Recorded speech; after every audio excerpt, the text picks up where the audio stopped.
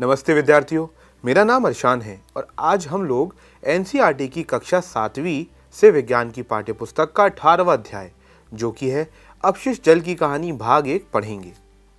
तो विद्यार्थियों, हम सभी अपने घरों में जल का उपयोग करते हैं और उसे गंदा या दूषित करते हैं। दूषित ये शब्द सुनकर शायद आप सब लोगों को आश्चर्य हो रहा होगा, लेकिन विद्यार्थियों, झाग से भरपूर मिश्रित तेल, काले और भूरे रंग के जल जो सिंक, शौचालय, लॉन्ड्री आदि से नालियों में जाते हैं वह दूषित होता है और अपशिष्ट जल कहलाता है। इस प्रकार के कार्यों में प्रयुक्त जल को व्यर्थ नहीं जाने देना चाहिए। विद्यार्थियों, हमें ऐसे जल से दूषित पदार्थों को हटाकर उसे स्वच्छ बना लेना चाहिए। तो विद्यार्थियों, क्या आपने कभी सोचा है कि अपशिष्ट जल कहाँ जाता है और इसका क्या होता है? तो इसी सवाल के साथ हम आगे बढ़ते हैं अपने पाठ के साथ और शुरू करते हैं पहली विषय से, जो कि है जल, हमारी जीवन रेखा। तो विद्यार्थियों, स्वच्छ जल मानवों की मूलभूत आवश्यकता है। आइए हम स्वच्छ जल के विभिन्न उपयोगों पर विचार करते हैं और करते हैं पहला क्रियाकलाप, जो कि है क्रियाकलाप 18.1। क्रियाकलाप 18.1, इन वृत्ताकार खाली स्थानों में स्वच्छ जल के उपयोग लिखिए। अब जैसे कि स्वच्छ जल का एक उदाहरण दिया गया है जो कि है पेयजल। तो विद्यार्थियों, इसमें हम लिख सकते हैं जैसे कि खाना बनाने के लिए इस्तेमाल में लेना, या नहाने के लिए लेना, या पीने के लिए लेना। आप इसमें और अलग इस्तेमाल भी स्वच्छ जल के लिख सकते हैं। अपने अध्यापकों की मदद लीजिए या अपने माता और पिता की। अब बच्चों, दुर्भाग्य से उपयोग के लिए उपयुक्त स्वच्छ जल सभी को उपलब्ध नहीं है। एक रिपोर्ट के अनुसार 1 अरब से अधिक व्यक्तियों को सुरक्षित पेयजल उपलब्ध नहीं है। इसके कारण विश्व की जनसंख्या का बहुत बड़ा भाग जल संबंधित रोगों से पीड़ित रहता है और मृत्यु का ग्रास हो जाता है। जैसा कि आप सब ने अध्याय 16 में पढ़ा था, कई क्षेत्रों में लोगों को, यहाँ तक कि बच्चों को भी स्वच्छ जल लाने के लिए कई किलोमीटर तक पैदल चलना पड़ता है। तो विद्यार्थियों सोचिए, क्या ये मानव की गरिमा के लिए गंभीर समस्या नहीं है? आपने अध्याय 16 में जनसंख्या वृद्धि, प्रदूषण, औद्योगिक विकास, कुप्रबंधन और अन्य कारकों के कारण अलवण या ताजे जल की आपूर्ति में बढ़ती कमी के बारे में भी पढ़ा था। तो इस स्थिति की गंभीरता को समझते हुए विश्व जल दिवस पर यानी 22 मार्च 2005 को संयुक्त राष्ट्र की जनरल असेंबली ने 2005 से 2015 की अवधि को जीवन के लिए जल पर कार्य के लिए अंतर्राष्ट्रीय दशक के रूप में घोषित किया है। दशक में किए जाने वाले सभी प्रयासों का उद्देश्य उन व्यक्तियों की संख्या को घटाकर आधा करना है जिन्हें सुरक्षित पेयजल उपलब्ध नहीं है।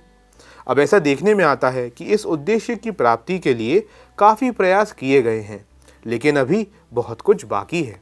तो विद्यार्थियों, जल की सफाई करने के प्रक्रम में जल के जल स्रोतों में प्रवेश अथवा उसके पुनः उपयोग से पहले उसमें से प्रदूषकों को अलग करना सम्मिलित है। अपशिष्ट जल के उपचार का ये प्रक्रम सामान्य रूप से वाहित मल उपचार कहलाता है। ये अनेक चरणों में संपन्न होता है। तो आइए बढ़ते हैं दूसरे विषय की ओर, जो कि लेके आता है एक सवाल, जो है कि वाहित मल क्या है। तो विद्यार्थियों, वाहित मल घरों, उद्योगों, अस्पतालों, कार्यालयों और अन्य उपयोगों के बाद प्रवाहित किए जाने वाले अपशिष्ट जल को कहते हैं। इसमें वर्षा जल भी सम्मिलित है, जो तेज वर्षा के समय गलियों में बहता है। सड़कों और छतों से बहकर आने वाला वर्षा जल अपने साथ हानिकारक पदार्थों को भी ले आता है और वाहित मल द्रव रूपी अपशिष्ट होता है। इसमें से अधिकांश जल होता है जिसमें घुले हुए और निलंबित अपद्रव्य होते हैं। तो आइए विद्यार्थियों, इसी के साथ हम आ पहुंचे हैं अपने अगले क्रियाकलाप की ओर, जो कि है क्रियाकलाप 18.2। क्रियाकलाप 18.2, अपने घर के आसपास विद्यालय अथवा सड़क पर किसी खुली नाली को देखिए और उसमें बहने वाले वाहित जल का निरीक्षण कीजिए। वाहित जल के रंग, गंध और किसी अन्य अवलोकन को नोट कीजिए। अपने मित्रों और शिक्षक शिक्षिका से इस पर चर्चा कीजिए और इस प्रकार जानकारी को सारणी 18.1 में सारणीबद्ध कीजिए। तो विद्यार्थियों, अब हम जानते हैं कि वाहित मल एक जटिल मिश्रण होता है जिसमें निलंबित ठोस, कार्बनिक और अकार्बनिक अशुद्धियाँ, पोषक तत्व, मृत जीवी और रोग वाहक जीवाणु और अन्य सूक्ष्म जीव होते हैं। अब वाहित मल के अंदर निम्नलिखित चीजें शामिल हैं। इन अशुद्धियों के कुछ सामान्य उदाहरण इस प्रकार हैं, जैसे कार्बनिक अशुद्धियां, जो कि है मानव मल, जैविक अपशिष्ट पदार्थ, तेल, यूरिया, पीड़कनाशी, शाकनाशी, फल और सब्जी का कचरा आदि। फिर आती हैं अकार्बनिक अशुद्धियां, जैसे कि नाइट्रेट, फॉस्फेट, धातुएं। उसके बाद कुछ पोषक तत्व भी होते हैं, जैसे फास्फोरस और नाइट्रोजन युक्त पदार्थ। फिर उसके अंदर जीवाणु भी होते हैं, जैसे हैजा और टाइफाइड आदि के जीवाणु। ये रोग उत्पन्न करने वाले क्रमशः विब्रियो कोलरा तथा साल्मोनेला पैराटाइफाई होते हैं। और इनके अलावा अन्य सूक्ष्म जीव भी होते हैं, जो पेचिश आदि रोग उत्पन्न करने वाले प्रोटोजोअन होते हैं। तो विद्यार्थियों, अब इस जानकारी से हमें एक चीज तो बिल्कुल समझ में आ गई है कि अपशिष्ट जल का उपचार होना बहुत ही जरूरी है। तो फिर से एक सवाल उठेगा विद्यार्थियों कि अपशिष्ट जल का उपचार कैसे हो। तो आइए बढ़ते हैं अपने अगले विषय की ओर, जो कि है जल शोधन, एक घटनापूर्ण यात्रा। विद्यार्थियों, घरों तथा सार्वजनिक भवनों को स्वच्छ जल की आपूर्ति सामान्यतः पाइपों के एक जाल द्वारा की जाती है और पाइपों के एक अन्य जाल द्वारा उपयोग किए जा चुके जल को ले जाया जाता है। कल्पना कीजिए कि यदि हम भूमि के अंदर देख सकते हो तो इसमें हमें बड़े और छोटे पाइपों का एक जाल दिखाई देगा, जिसे हम सीवर कहते हैं, जो मिलकर मल विसर्जन की व्यवस्था करता है। ये एक परिवहन तंत्र की तरह है, जो वाहित मल को उसके उद्गम स्थल से उसके निपटान के स्थान अर्थात उपचार संयंत्र तक ले जाता है। मल व्यवस्था में मैनहोल सामान्यतः प्रति 50 मीटर से 60 मीटर की दूरी पर होते हैं। 2 अथवा अधिक सीवरों के संधि स्थल पर अथवा उन स्थानों पर स्थित होते हैं जहां दिशा में परिवर्तन होता है। तो आइए इसी बात के साथ हम आ पहुंचे हैं अपने अगले क्रियाकलाप की ओर। क्रियाकलाप 18.3। अपने घर, विद्यालय अथवा किसी सार्वजनिक भवन से वाहित मल के पथ का अध्ययन करें और उसके बाद फिर वाहित मल के पथ का रेखा चित्र बनाएं। गली, सड़क अथवा परिसर में घूमकर उनका सर्वेक्षण करें और मैनहोलों की संख्या मालूम करें। किसी खुले नाले के इर्द गिर्द और उसके जल में कौन से सजीव जीव पनप रहे हैं, उनकी सूची तैयार करें। यदि आपके घर के आसपास मल जल निकास व्यवस्था तंत्र ना हो तो ये मालूम कीजिए कि वाहित मल का निपटान या प्रबंधन कैसे होता है। तो विद्यार्थियों, इस तरीके से अपशिष्ट जल उपचार संयंत्र तक पहुंचाया जाता है। लेकिन अब एक सवाल और उठेगा कि उपचार संयंत्र अपशिष्ट जल का उपचार करता कैसे है।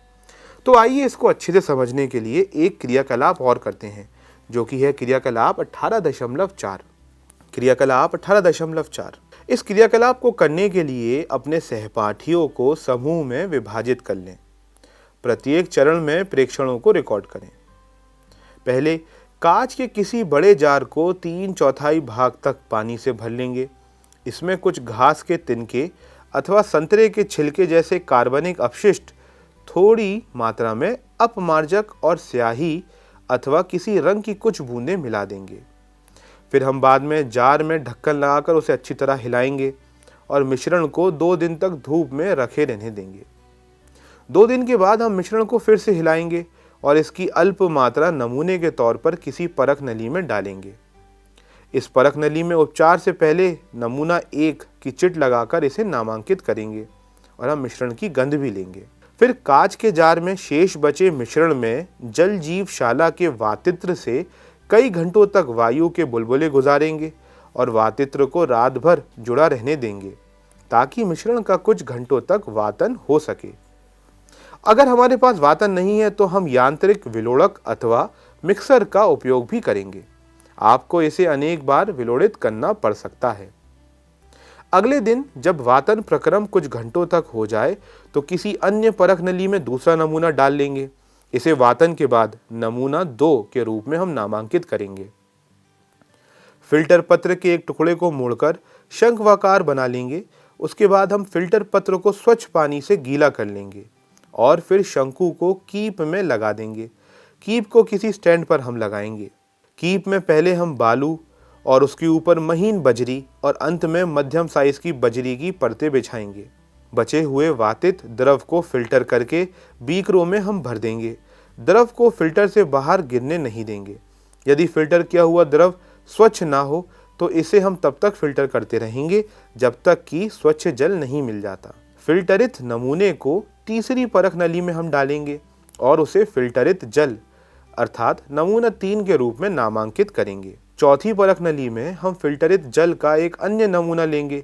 इसमें क्लोरीन की गोली का एक टुकड़ा मिलाएंगे और इसे अच्छी तरह से मिलाएंगे जब तक सब कुछ स्वच्छ ना हो जाए अर्थात जल साफ ना दिखने लगे। परख नली को क्लोरीनीकृत नमूना 4 के रूप में नामांकित करेंगे।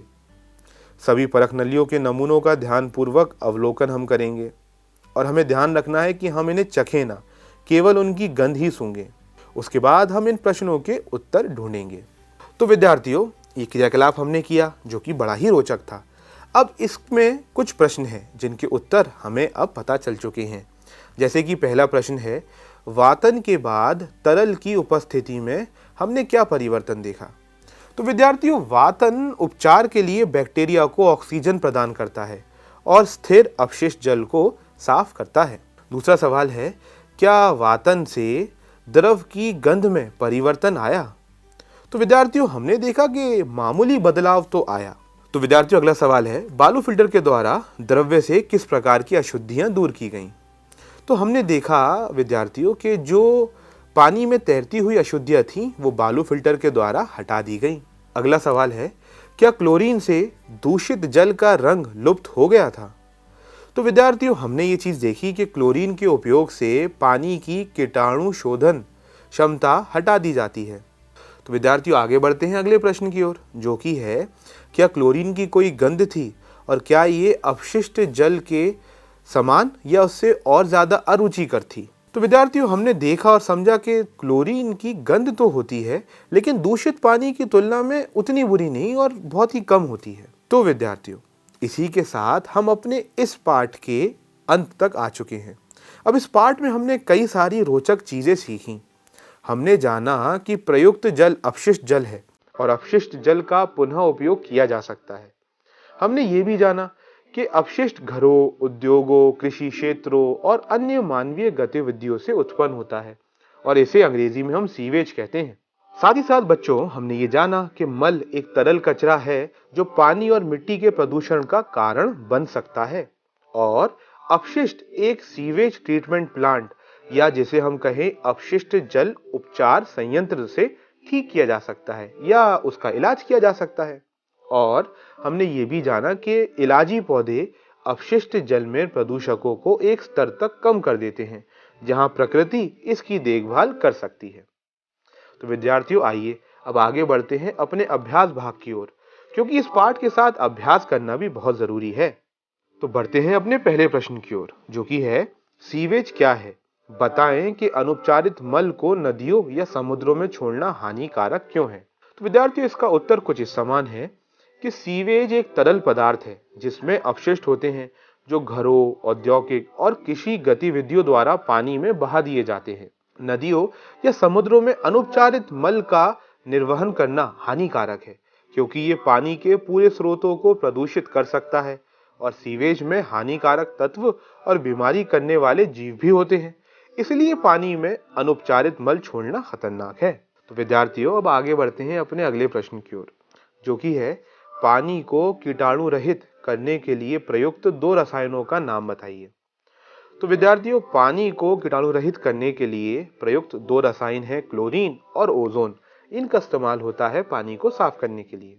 विद्यार्थियों, इसी प्रश्न के साथ हमने अपना ये पाठ समाप्त कर लिया है। आशा करता हूँ कि इसमें किए गए सारे क्रियाकलापों को आप दोबारा करेंगे और अगर कोई दिक्कत आए तो उसमें अपने अध्यापक या अध्यापिका या अपने माता पिता की मदद लीजिए। इसको करने में बड़ा ही मजा आएगा और बड़ी रोचक जानकारियां भी आप हासिल कर पाएंगे। हम लोग अगली बार फिर मिलेंगे किसी अन्य रोचक पाठ के साथ। तब तक के लिए धन्यवाद।